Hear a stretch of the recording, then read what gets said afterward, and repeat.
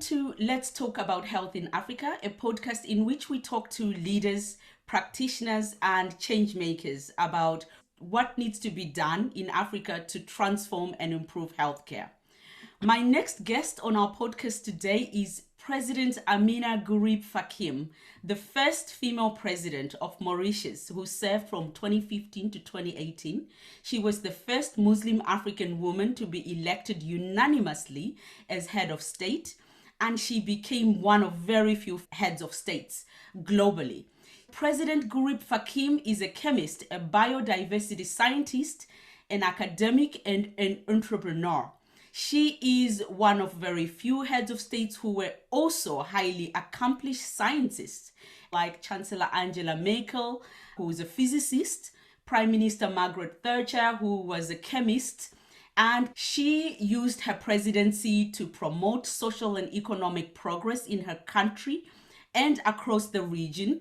And she has used her experience, her rich experience in the service of Africa and of her country. Her work has brought her international recognition and numerous accolades, and it is my great privilege to welcome her to our podcast today.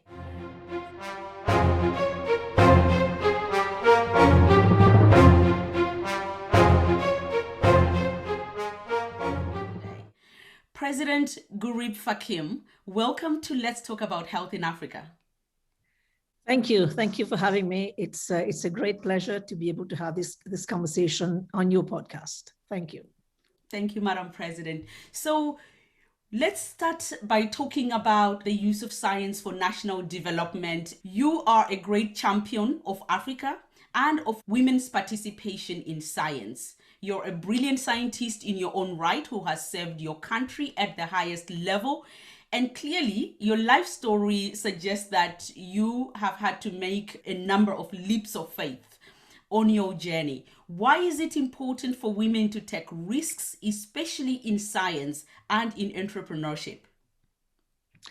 Thank you. That's a very leading question. It's a huge question. There's so many parts to that question, but I will try and tackle them to the best of my ability. I think increasingly we need to ask the question why we need science. I think the present pandemic has highlighted why. In fact, it has shown that we need more empowered scientists on the continent, empowered scientists who can take very quick policy decisions as well. And but this is where Africa, I would not say is lagging behind. Because I always view Africa's progress from the vantage point of its 60-year post-colonial history. And this is true for Zimbabwe, it's true for Mauritius, almost there, 53 years. And we have to look at it from that perspective. Then we will be able to understand why we need to empower, why we need to invest in science, because the current pandemic, as I said, has highlighted this, has been glaring, in fact, has shown it. Now, if you look at science on the continent, we find that if you start from a very early age, and there are many big gaps in the teaching and the learning of science among young girls. And I'll just give you one very good example. You're from Zimbabwe, and there are, of course, some far out villages in Zimbabwe. If you're trying to teach a kid the alphabet, the same old model applies all over Africa, all over the world. We always say, A will start for apple and B for something else.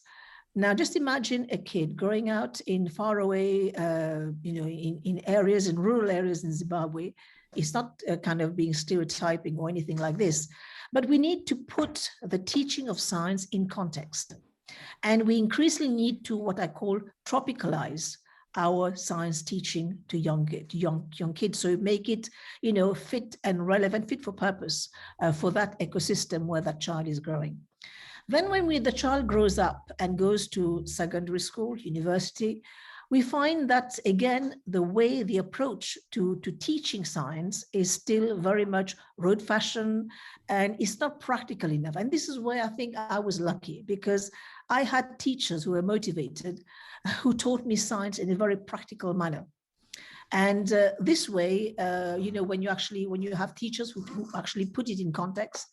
And I also was lucky to have had this very, very big milestone in the transformative power of science. So, it makes things make things look different. And this is what we have to do. And then we need to also to look at the textbooks which are given to young girls and to young boys for that matter, where we need to show the real role models, where they are, what they've done. And there's so many African role models as well. We need to showcase these to these young kids. And then when we look at the tertiary education system, because this is where the break happens, I'll speak about the break, because from there we find that this is when brain drain starts creeping in. And because the system is not capitalized enough, there is no infrastructure, so we can promote these young people to go all the way up to university. And then when they come back, because most of them get educated overseas, at least for those who can afford it. But when they come back and they want to contribute to the, to the research agenda of the country, if there is one, they find that the infrastructure isn't there.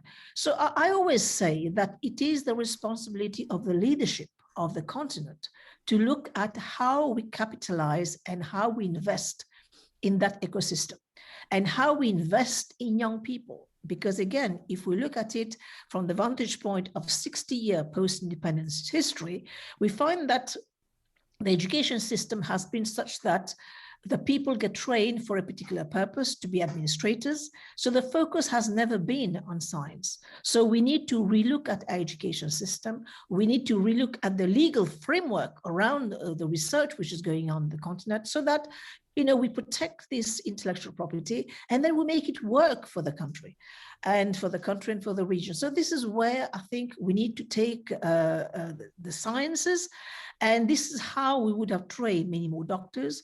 We would have retained many more doctors. We would have trained many more health workers. And again, here is glaring in as much as 70% of those frontliners, they were women. But when you look at the decision-making process, we found that there's less than 25% of those decision makers who are there as ladies. So these are all very glaring figures and gaps that we need to address. But again, when it comes to looking at investment, this is where we need to look at investment in education and investment in health. We have found that many countries that have had a very good primary healthcare system, they were able to cope even now with the current pandemic. So it is investment, investment, and investment. Absolutely. Investing in creating the frameworks, the legal frameworks, the infrastructure that allows us to create an ecosystem that is conducive to developing the manpower, the skills, everything that we need to develop a thriving science-driven, sustainable development in African countries. I think it's a very interesting perspective you take, that we have to look at this from the 60-year post-colonial sort of history, and the need to sort of decolonize that, because a lot of the systems that are in place are coming from the colonial era, and they're not necessarily relevant or in context for what African young people need right now. But you make a distinction, Madam President, between the need for more women in leadership and more women in power. What is that distinction? Explain it to us. I have been very kind of forthcoming by making that distinction, because there are many women in leadership positions, especially in Africa. If you look at the informal sector, we find that 80% of the jobs in the informal sector, they are run by women. Women are very good at leading their enterprise. And in fact, if you look at one sector, agriculture, we found that women feed Africa. There's no going around this. I mean, this is a fact. But why we need women in power? And this is where I make the distinction. We need women at that table when decisions are being made, be it on education, be it on health, be it on entrepreneurship, be it on any area. We need to have the women input there, because it's only when the women are in there at that table, when that decision is being made, that it works for society, it works for the family, it works for the country, it works everywhere. So this is where we need to actually ensure that women are elected in that particular position, and women not just elected. And I think as a community of women, we need to show this solidarity to make sure that she stays there. And unfortunately, I have to say this, it's very often those who will bring down women, they tend to be women themselves. So this is something that we have to educate our sisters, that we have to learn to rise together. Because when we start pulling these women down, we are pulling ourselves and the women folks. And as there are so few women out there, let us as a community of women make sure that we actually support that lady, that woman who's there and who's making it, because she becomes a role model for the younger kids. Absolutely. The scarcity mindset, right? That I have personally observed as well, and we need to do better. So, decolonizing the environment, the education system to create that ecosystem. You have spoken very eloquently and stated the need for Africa to own her agenda for science and innovation for sustainable development, and your belief that Africa needs to strive towards scientific independence by embedding science, innovation, and technology at the heart of development priorities and policies of government.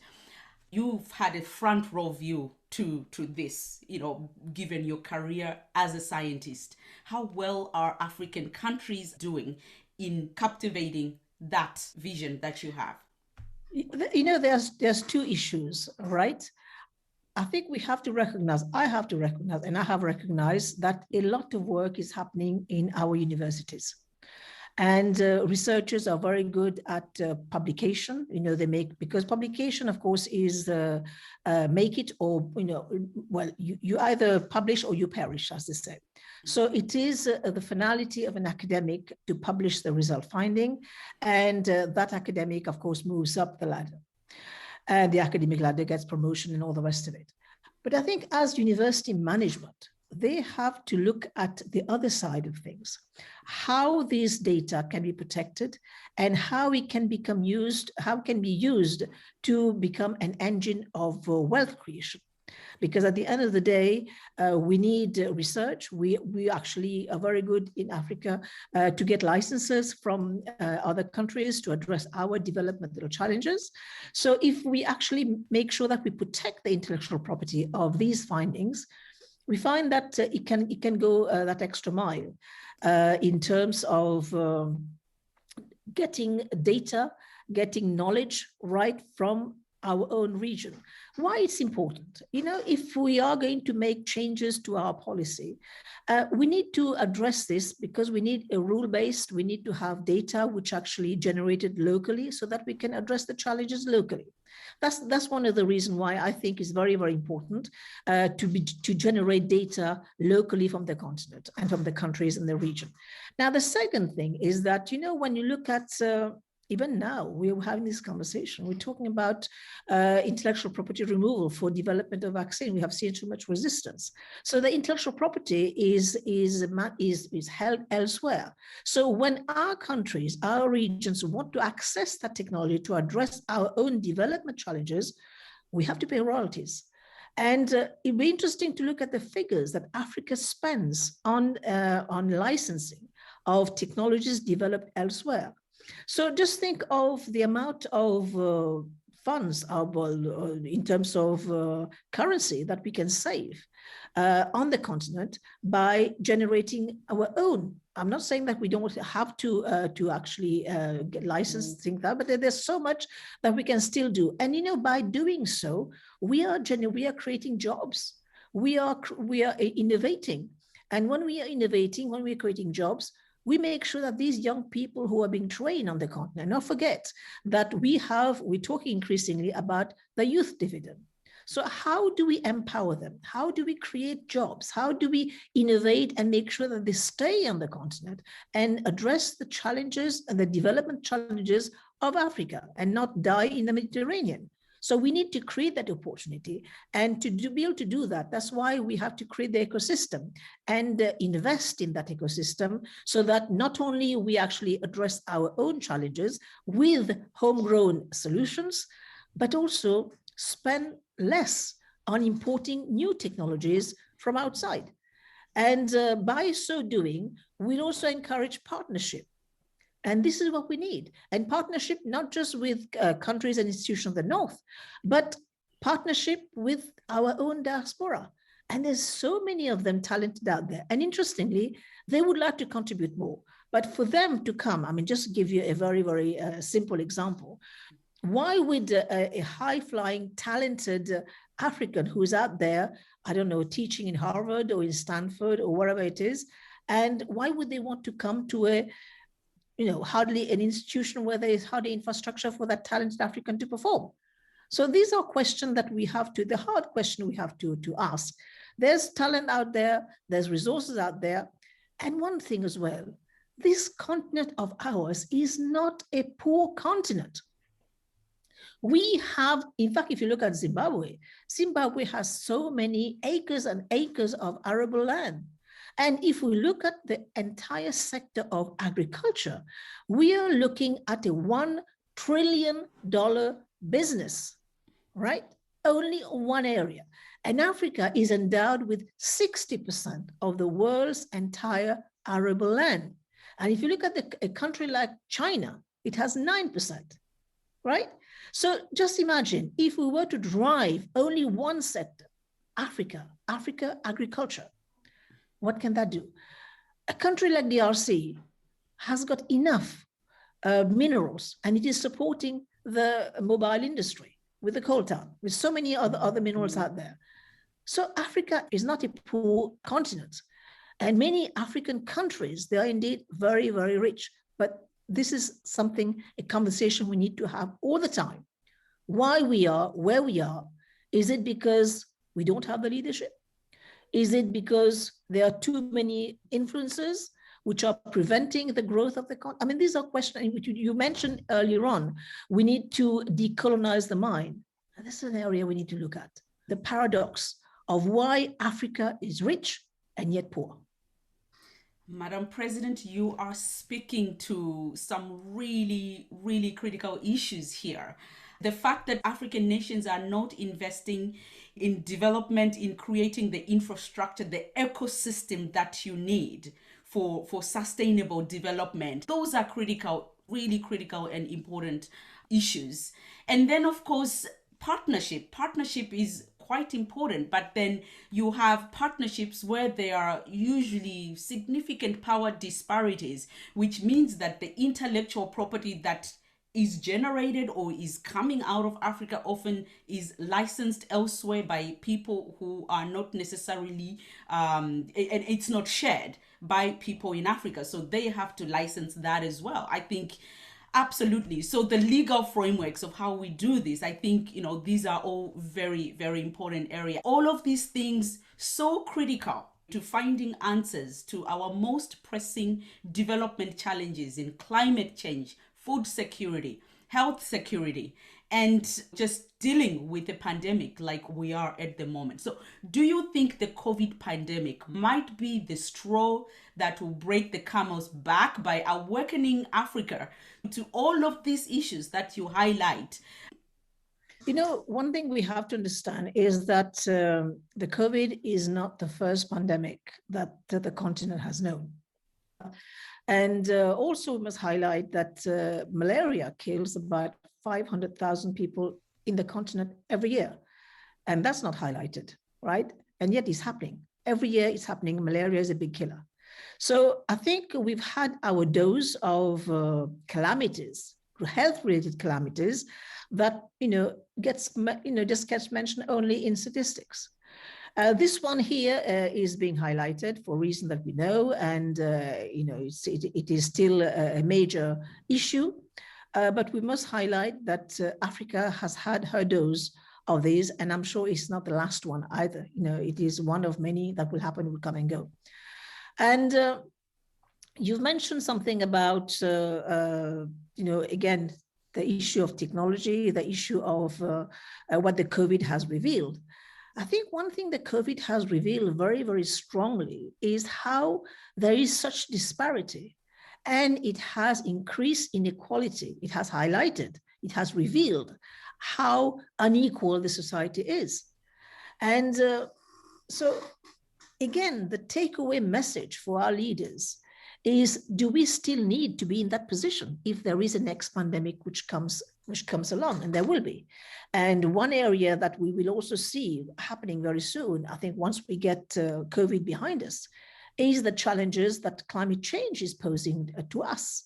And when I say us, I mean the African continent, because this continent has hardly generated any greenhouse gas. And yet we are going to be bearing the brunt of it. And we have already seen, even in Zimbabwe, how crops have failed, right? And these crops have failed because of changing rainfall pattern. It's happening. And if you look at migration has happened also because of climate-related risk and challenges to some regions in the world where there has been a lot of food insecurity and all that we know. So COVID has highlighted, I think what the COVID has highlighted is precisely the divide that exists. And what is worse is that now with new technology, those people living out in faraway Kenya, in faraway Sudan, they can see what's happening in real time because of the access of social media. So if you talk about the challenges that COVID has presented, it has highlighted, yes, inequality. It has highlighted also, very egoistical approach when we talk about vaccine nationalism. It is still not there. But I think it has accentuated something which is, again, very, very critical, how quickly we need to run in that space to actually make our institution fit for purpose. And this is the challenge that leaders will have for a long, long time. And I think also, as I said, we have a young population, tech savvy, accessing social media. I think the position of the leaders is going to be very, very uncomfortable now because questions will be asked. Accountability will be sought. So it is time that we get our house in order so that we can answer, we can account to these young people who are asking for solution, who are looking at the future with dread. Because in some instances, some countries, the future isn't very, very bleak. So how do we tackle this? What future do we leave behind for these young people? I mean, these are the questions that we should be asking ourselves. And we should be also, discussing very openly and very honestly. What legacy do we leave behind? Have we done enough to protect our environment?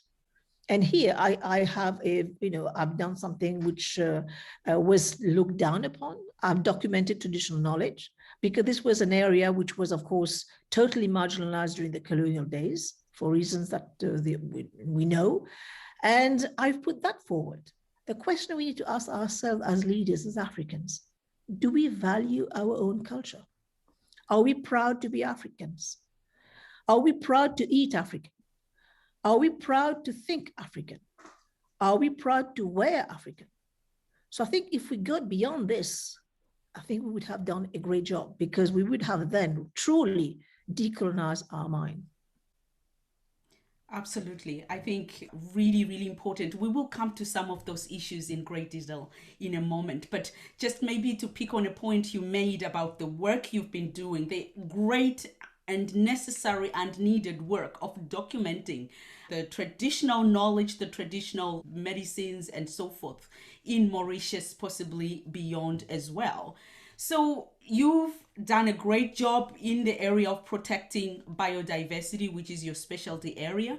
And Mauritius, of course, has a rich biodiversity with many medicinal plants that are coming out of Mauritius, which are a source of active pharmaceutical ingredients, which are very highly sought after by the pharma industry, the cosmetic industry, the wellness industry, and the extraction and exploitation of those resources that are coming out of Mauritius, out of any African countries, are often not benefiting the people. They leave damage to the environment, the natural habitat of many species of plants and animals. We've seen this in the Niger Delta.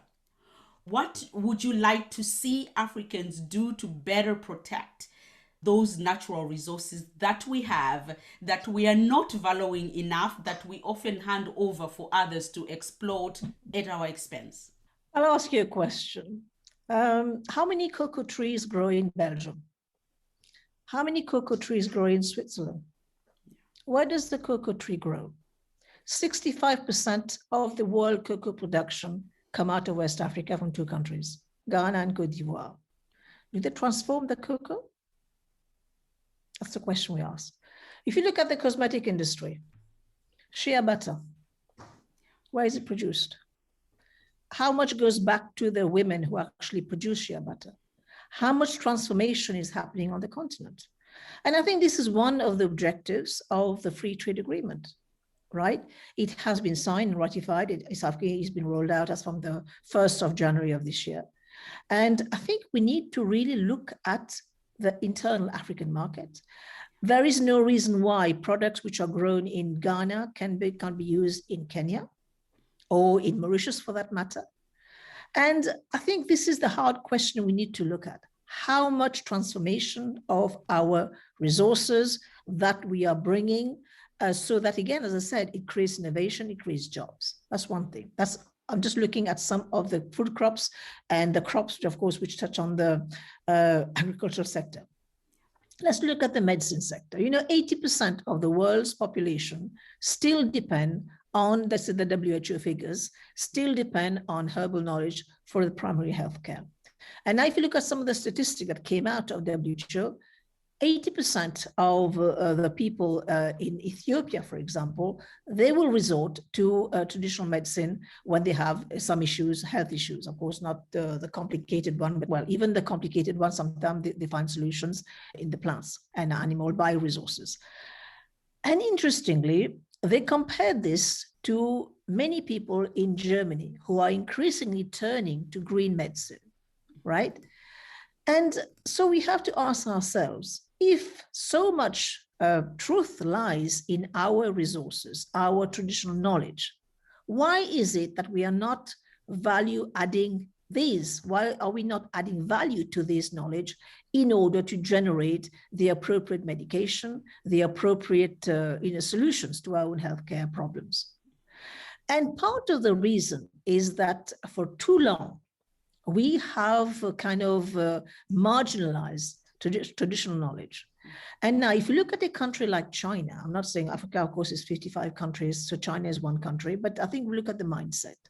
The Chinese government has given equal value to allopathic medicine, modern medicine, to Chinese traditional medicine. And if you ask any Chinese what they think of the traditional remedies, I mean, this is the first thing they'll turn to when they're feeling poorly. So this is, again, a change in mindset. And again, as you have rightly said, there are so many new plants and so much diversity on our continent that we can pull from to define our own solution. And as I said, if you look at some of the plants which have given ingredient to the big industry, the pharma industries, many of them come from the tropical region because it's the region which is most diverse. My region, Mauritius and the Mascarene Island, is one of the biodiversity hotspots. And there's so many across Africa which are biodiversity hotspots which need protection. Again, what do? Are we doing much? Are we doing enough to safeguard our own resources? And the thing is that it's a race against time because we find that climate change is impacting the forest, and there are, of course, human settlements which are going right into the forest. So, I mean, all these are challenges we have to do. But I think the overarching question we have to ask ourselves, are we doing enough? And my short answer is no, we are not doing enough. So what must be done? I mean, these are questions we need to be asking our leaders again and ourselves, because at the end of the day, we can't put everything down to the political sector. We also have to look at ourselves as individuals willing to make a difference. And I think we should all be engaged in that space. Absolutely. Ask yourself what you can do for your country, not what your country can do for you, right? Yes. You mentioned a very important point.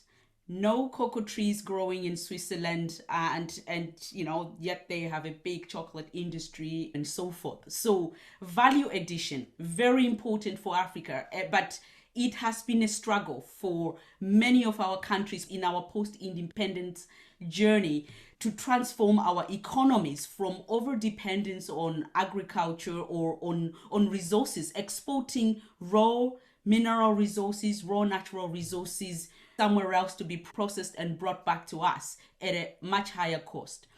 Tell us about Mauritius' post-independence journey to transform the economy and how you think you have done in terms of that transition towards diversification. What takeaways you think that might have for others? Mauritius is an interesting case, and recently there has been a lot of discussion as to whether there has been a Mauritian miracle. And my short answer is that there never was an economic miracle per se, and I will explain. Is that we have a 50 plus post-independence history. And just before independence, a couple of Nobel Prize winners have said that we are in a lost case. A lost case because we are too far away from the market. We are a small island. We are subjected to all the challenges of weather. We had cyclones and it's not accessible. So, we're a basket case and we are doomed for failure, right? Then came independence in 1968.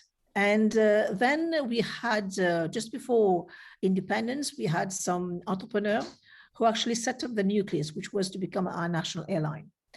And after independence, what happened was that three important decisions were taken immediately after independence. One of them to provide free healthcare to all. There was a move as well to control fertility. So there was a move for controlling the family size. And then there was another important issue that was important, decision was taken, which was to provide social safety nets. And social safety net is so important because when you're moving from a highly, we were entirely dependent on sugar because sugar contributed 92% of our GDP. And the per capita income at that time was about $200 per year. Now we are just about 10,000. So it shows that there has been a massive diversification of and also decision taking, creating the ecosystem. So every 10 years, we actually added a new pillar to diversify the economy. But I think what was the biggest game changer was when there was a student protest in 1975.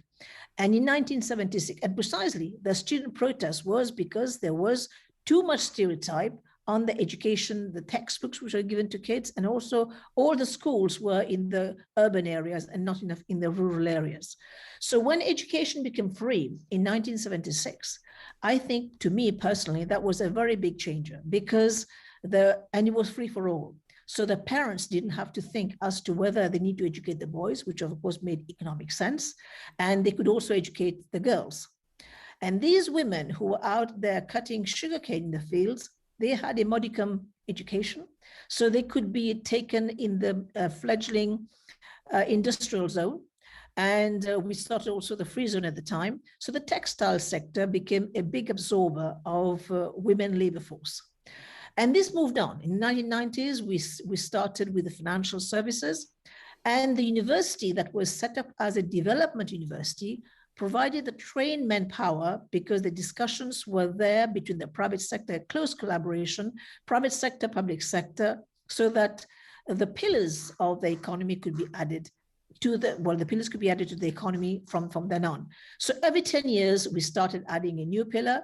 And by 2000, we had added, of course, IT and the financial services, the banking, the offshore, and all this, the financial sector, because we realized with the size that we have, 2,000 square kilometers of land, we will never be able to compete with those who are emerging.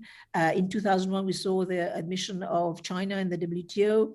And there's no way that we could compete. But we had to use our strategic advantage to actually build the economy. And this, to me, has been what we call the economic miracle. And there's one thing as well that we also have to flag is that we need to have election every 5 years. This is part of the constitution. It's a bit complicated to actually change the constitutional provision that we need to have election every 5 years. And we know that when there is election every 5 years, those who have been given a mandate, of course, gets judged by the end of the mandate. And the vision, the downside is that the vision may be short term because it's still 5 years, but the uptick of this is that they have to work, they have to deliver. And so this is how the country emerged.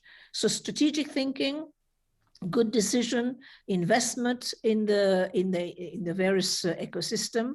But I think right now we are at a crossroad. We need to see where the economy is going to go. If we are going to go into knowledge economy, how much investment are we making in that space? And we have to run faster than we can walk because we started crawling, we started walking, and we didn't have time to really start walking fast. We have to run. But I think we have to go back to the good old value that the African statement has been made on how we can go far, we can go together. These kind of things that we have to look. And I think being part of the African Union, we have signed up to the free trade agreement. I think we have to look towards Africa for the emergence of our country. And now that there are many geopolitical, there are so many moving parts, at least from that perspective. Now we are strategically placed in the Indian Ocean. We have to use our position to make our position work for us. And we straddle two big continents. We straddle the African continent, we straddle the Asian continent. And by virtue of the diversity of our people, we should be able to make it work for us too. But of course, in collaboration with our peers, with our partners, where Africa, of course, is a very, very important partner as far as I'm concerned, speaking here personally. I think the foreign policy should be more geared towards Africa. Absolutely. So, and of course, the other thing there that you point to is the accountability. What changed for Mauritius to be able to make these strides whilst you were building one pillar at a time every 10 years? And I guess Yes. that's the way to go. You can't do everything in one go, but you can make steady progress. And that accountability for me is particularly important when there is accountability to the people. Clearly things start to happen because there are consequences to not delivering. So, and we will come back to the strategic importance of Mauritius for the African continent in a moment. But let's jump onto the issue of health security. And you mentioned earlier how traditional medicine is valued in China relative to how we view it on the continent. I think, it will be good to explore that a little bit more. You have said that for every disease known to man, there is a plant that cures it. And across Africa, many of our people are living in rural communities that are mostly poor. There are no hospitals, or they are very far away, no pharmacies that, and had to find pharmacies where they could get conventional medicines, which are quite often unaffordable and beyond reach to them. So what can we do? And clearly, traditional medicine, at least what I see from Zimbabwe, it's not something that we appreciate. In fact, people tend to look down upon it. And yet it could be a solution. And yet a lot of the solutions that we would seek are very much based on those ingredients that we are shunning in our own communities. What could be done to increase the value of traditional medicines within our communities? You have rightly said that we tend to look down on our own culture and our own resources. I mean, this is the biggest mistake that we can make. Because what happens is that very often the knowledge that we actually have, that is owned most of the time by women, they get taken out and they get really packaged and sold back again to Africa. But my mantra has been that if we start relooking and documenting this knowledge, because every time, we lose an elderly, especially an elderly lady in Africa, we lose a library. And this is something that we have to, well, again, bring this to the leadership of the country, that, we need to start looking at this again. And, interestingly, when you're making the case to the policymakers, scientists, again, here I make my mea culpa, until I came to occupy the position I occupied, is that we tend to speak to ourselves. We don't communicate effectively, and we tend to assume that those leading the country, they will understand. I think this is, again, what we have to do, is relook at our communication strategy and relook at how we actually share this knowledge and share the information with those who are at the helm. But having said this, there is a lot of truth in what these ladies are practicing, because it's a practice at the end of the day. It's traditional medicine practice. And the WHO had dedicated one department to look at this.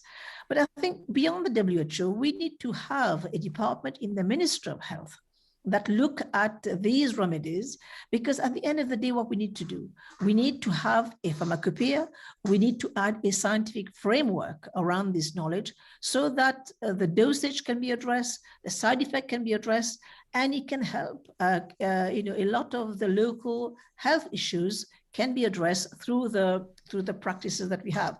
And, interestingly, it makes this medicine accepted and acceptable, because it encompasses the tradition, the culture, and what value people bring to that space.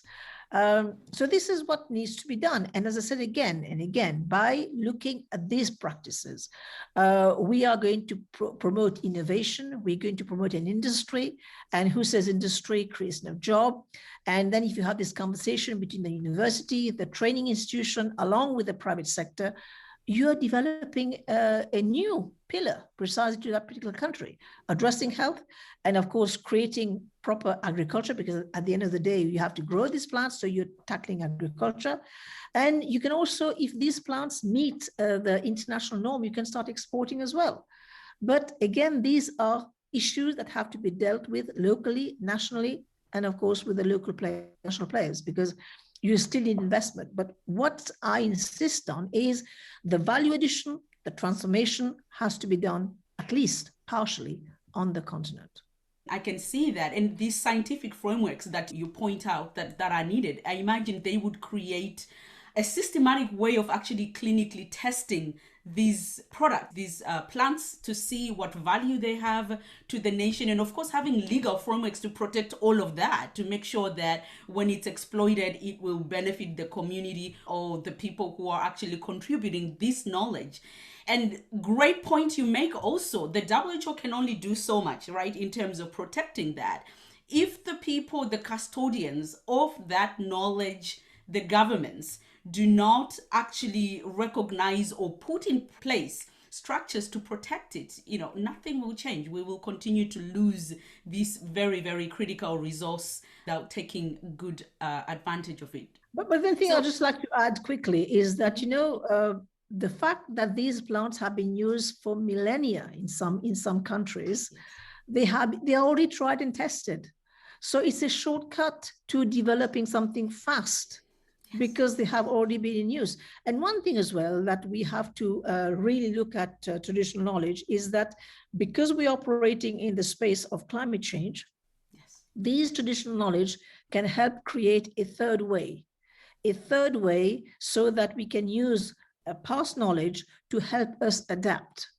And if we don't document it, if we don't put value to it, we're going to lose it, and to our own risk and peril, to our own detriment. Yes, and it looks like there's so many benefits to doing this. A simple thing like just documenting what we have and just asking the question, what value does it have to us? We can start to solve so many problems in agriculture, in value addition, in so many areas of our economies. So, Madam President, if our health and our survival are closely linked to our biodiversity, a point that you make so often, do we have in Africa, have we created systems for harnessing the value of medicinal plants? And if not, are there efforts right now to get that done? Is there recognition that this is something that is greatly needed? I think increasingly there are many researchers now, trained researchers in many countries. I think there is the awareness is growing. But I think, as I said again, the awareness may be growing, but we need investment. We need the space. We need these centers of excellence that can do the testing locally. So we need to start putting our hands in our own pocket and create that ecosystem. And again, as I've said, and you rightly said, I've said that many times and I will say it again, biodiversity underpins our life in this planet. And why do we need biodiversity? I think it's very, very simple. You know, we live off the byproduct of nature. And one of the byproducts is oxygen that we breathe. And now if you look at, in fact, yesterday, the United Nations, they have put the Great Barrier Reef as one of the most sites which are endangered. It's true. You can argue, they can bring in the semantic to say, you know, we've done so much and all the rest of it, but the facts on the ground remain. And how many of these sites in Africa, they are run down because we haven't, again, looked at them very seriously. And why, again, do we need to protect biodiversity? Is that this diverse array of life on Earth, you know, underpin our existence because we are the apex species. Right. And one thing is, again, that has been highlighted precisely during the COVID is that, you know, nature doesn't need us. We need nature. When we were in our houses, we couldn't go out. The animals were roaming our cities. So we mustn't think that we live outside the ecosystem and we can tame the ecosystem. We are very much part of these species, forming part of this entire chain of life on Earth. And we are no special because we're the apex species. Doesn't mean that we have the arrogance to say that we are special. We're not. We're just one of these species, and we depend. We are highly interconnected. We are linked. And if you look at what they're now saying in terms of the source of the COVID, if the initial argument that it came from a bat, which has, you know, the virus has jumped into an animal and onto us, it shows that we are indeed very, very vulnerable. So how do we protect our forests? How do we stay away from this source of bacteria, of virus, you name it? We are threatened, but we don't see it that way. We tend to think that we are, you know, we are so arrogant that, you know, we can control anything, but we're not. Yes, and it really is critical. And it brings us back to the issue of accountability in terms of the decisions that are made at a national level on behalf of the people and how those decisions affect the people, their health, their well-being. We see projects like the Okavango Delta. There has been an announcement to explore for oil in the Okavango Delta, which is straddling Namibia and Botswana, one of the most pristine and beautiful natural habitats for plants and animals in Southern Africa. Projects like this, are they inevitable? Are they unavoidable? How do nations, how do leaders, governments balance the need to protect these very precious natural resources with the economic interests that are obviously driving those decisions to say it's okay to explore this UNESCO heritage site that is home to so many valuable species of plants and birds in our region? I think, again, we need to relook at why do we need to do this exploration? Is it for oil? Again, the policy at the level of the continent, how are we going to change and move on to renewables? Do we have the right policy? And nowadays, green energy is generating growth. It's not as if you need to have, you know, you need to go back to fossil fuel to grow your economy. The economy can still grow. So again, this goes all the way up in terms of decisions which are taken, sometimes not just nationally, but regionally and also at continental level. What is the policy that we're going to have for Africa? Are we going to move on towards renewables? What policies do we have in place? What investment do we have in place? And this is how we're going to move until and unless we have the right policy decision at a certain level, we will keep on doing things piecemeal. Of course, don't forget that there is a lot of vested interest in moving ahead with this. But at the end of the day, it comes back again to the people. It comes back to us, individual, citizen. How do we accept? And if you look at what's happening in North America and the movement of people, at the end of the day, we have to reconcile with the fact that the power is with the individual, and we can make a change. And we have to make that change by speaking out and asking questions. Governance matter. How do we communicate with our leaders also matter. But at the end of the day, you still need to have the facts. You still need to have the data. And this is again where the weakness comes back to us again, because we wouldn't have generated data. So how can we actually engage the discussion when it's not fact-based? So these are the questions we need to ask ourselves.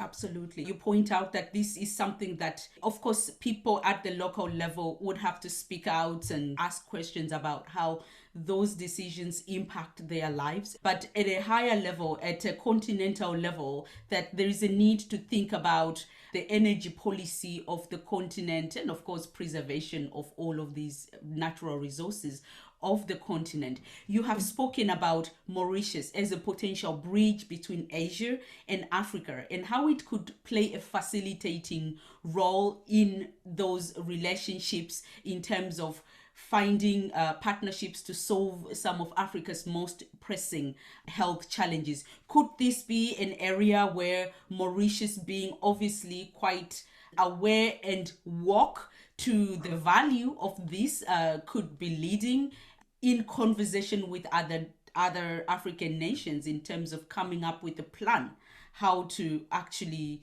make sure that these resources are better protected on a continental level? We have 50 plus years of post-independence history, and we have started investing in some institutions, regulatory bodies. We've tried to bring in, for example, arbitration and many other issues. I think what Mauritius can help play is, again, one partner in this decision, in the projects which are happening. We used to have a very prime sugar sector where we had trained many people. Unfortunately, for many reasons, we've had to stop production of sugar as we have known it in terms of, because the market wasn't there.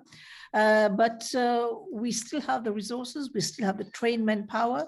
I think this is where we can bring our contribution in areas where we are strong.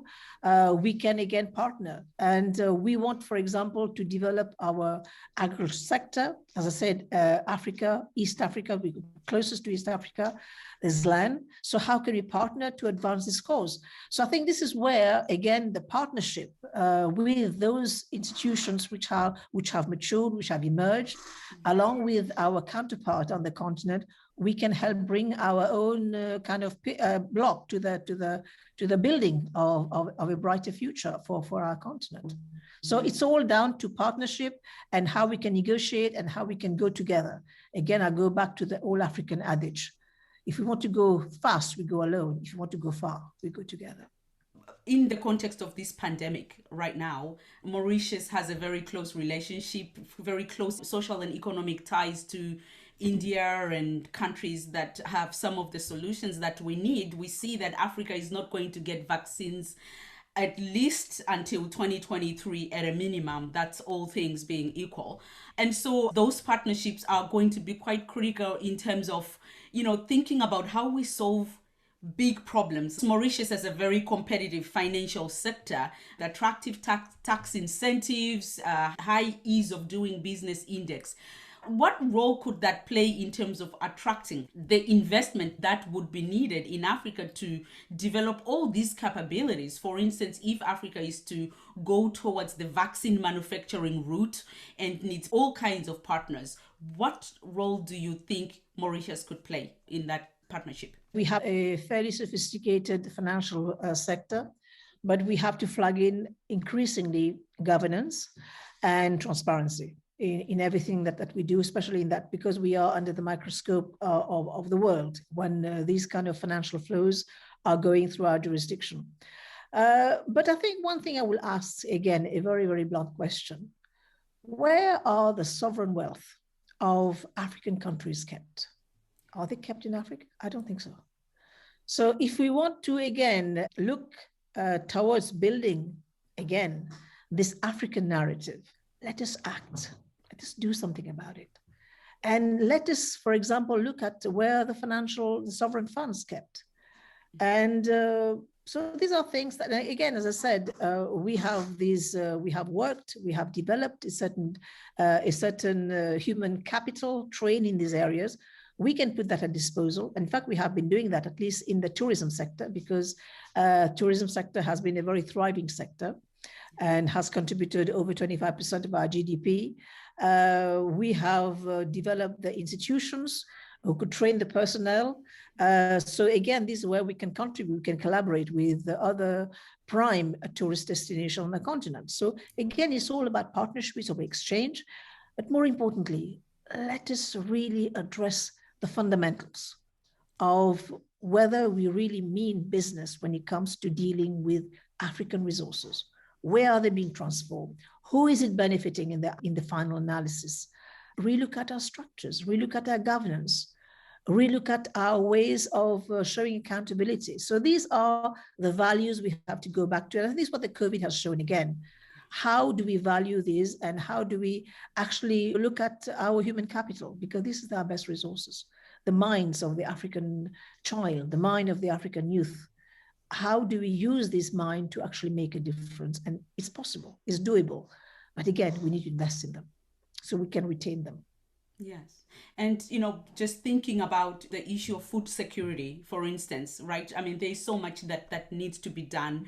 Africa remains a net importer of food. You spoke about value addition. We have 60% of the world's remaining arable land that is uncultivated. And yet we have more than 100 million Africans who go to bed hungry every day. And so what are some of the concrete actions? We've spoken about these problems. We've spoken ad infinitum, ad nauseum. What can we do? What concrete actions do we need to be taking, African nations should be taking with the people holding them accountable to make food production more sustainable, to make Africa more resilient towards the shocks that we are constantly experiencing? Africa imports over 40 billion worth of agricultural produce every year. And again, this is not the kind of money that you should be exporting. This is the kind of money we should be generating, plowing back into our soil to make agriculture a thriving sector for the continent. The food, if we have, for example, a mountain of rice in one region, I don't see why they can't export it within Africa itself. That's why the free trade has been signed, so that we can. But again, it boils down to investment and also changing the narrative around African agriculture, because so far the stereotype has been such that it pushes the young people away from that sector. And yet, it's a major sector that can create jobs for youth and create food security. And also looking at natural resources, preserving the tradition. And there's so much that Africa can export to the world in terms of new, innovative food stuff that are coming from Africa. In fact, some of the businesses of the diaspora has been to precisely add value to homegrown food stuff. On the continent, exporting it out to the rest of the world. So why can't this be done locally? But again, it boils down to equipping our young people with the appropriate tools for them to make a difference to their own livelihoods, and by so doing, to the rest of the country, to the rest of the continent. And of course, Madam President, that $40 billion that you mentioned, that is exported out of Africa as a result of the structure, the cost is a lot bigger than that when you think about the result of African people making the food choices that is driven by all of those factors. We are seeing major increases in metabolic disorders like diabetes, a huge public health time bomb that is facing Africa right now. And when that bill comes, it's going to be way bigger than 40 billion. How did you think about this issue of diet, educating communities to appreciate the value of our own traditional foods and for health? Well, Mauritius, we are very much dependent on import, unfortunately, because of the sheer size of our land area. But we try to remain self-sufficient, at least for vegetables, except when there's a crisis that we have to import. So we have dedicated some land, at least for the vegetable and some fruit, but not many. But I will just share with you a small story. In fact, it's a true story of a region in Africa where they were doing some epidemiological studies for the HIV at the time. And they found that those people who were living in the rural areas in some parts of Africa, and they were consuming their own traditional diet, of millet, of sorghum, cassava, and, vegetables, indigenous vegetables, indigenous crops. These people, they did not develop full-blown AIDS. Whereas those living out in the cities where they were consuming fast food, refined foods, they develop full-blown AIDS faster. So this is the question that we need to ask ourselves. What value are we adding to our own traditional recipes, traditional foods? In fact, if you look at a corporate like Nestle, for example, they are themselves trying to tropicalize some of the ingredients. They are introducing increasingly for the African market, sorghum, millet, and you name it. But why can't we adopt a much healthier food habit than what we have been doing so far? I mean, do we always have to say that by eating fast food, we are more sophisticated? What campaign are we engaging on the continent with the young people to make them eat traditionally? I mean, again, there's a whole education that has to be done on the eating habits. But we need to start from home. We need to start with our community to make sure that the good habits are maintained. And more importantly, how do we document and how we keep on promoting the growth of indigenous vegetables?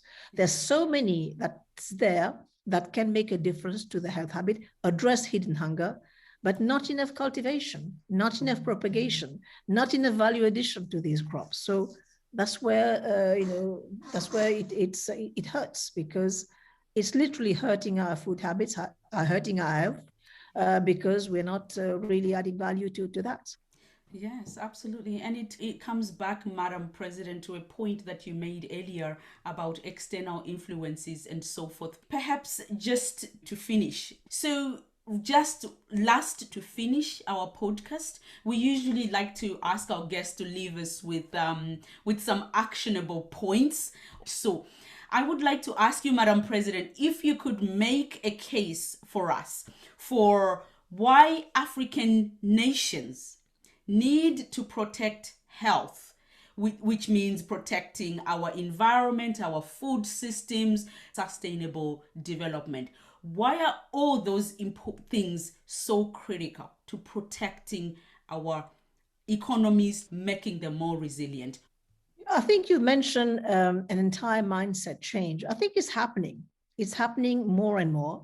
And we need to really look at our own resources. We need to look at our own people, because at the end of the day, resources is not enough. We need to empower our own people, our youth, capitalize our institutions so that the tools are there. And one thing, I think the overarching thing that I have to leave before I end this conversation is we need to increasingly say, I'm proud to be African. I'm proud to be who I am. And I'm proud of my ancestors. I'm proud of the knowledge that they have bequeathed, and that I'm going to take the torch forward. And once we start saying this, we stop emulating something else that we are not.